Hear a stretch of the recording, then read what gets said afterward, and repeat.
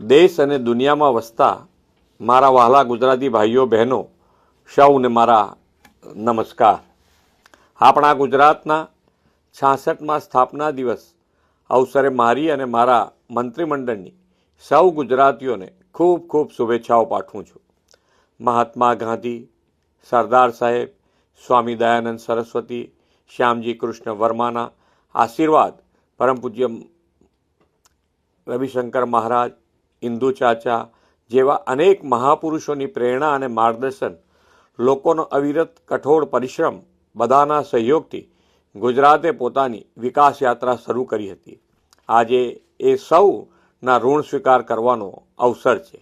તારીખ 1 મે 1960ના દિવસે જ્યારે મુંબઈથી અલગ રાજ્ય બન્યું ત્યારે સૌના મનમાં પ્રશ્ન હતો કે રણ, દરિયો અને ડુંગર ધરાવતું રાજ્ય કેવી રીતે આગળ વધશે.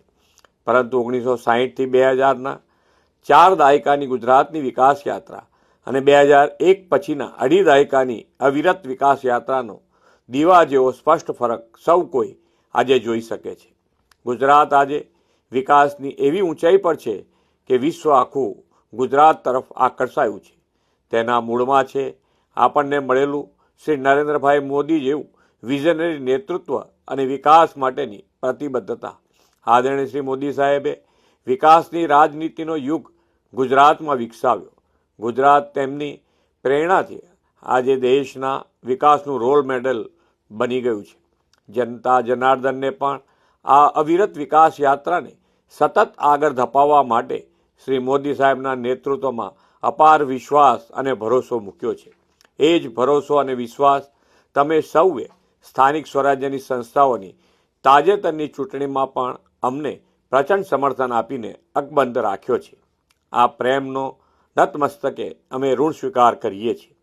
વડાપ્રધાનશ્રીએ ગુજરાતને દેશનું ગ્રોથ એન્જિન બનાવવા દરેક ક્ષેત્રે વિકાસની ચરમસીમા પાર કરીને પરિશ્રમની પરાકાષ્ઠા સર્જી છે.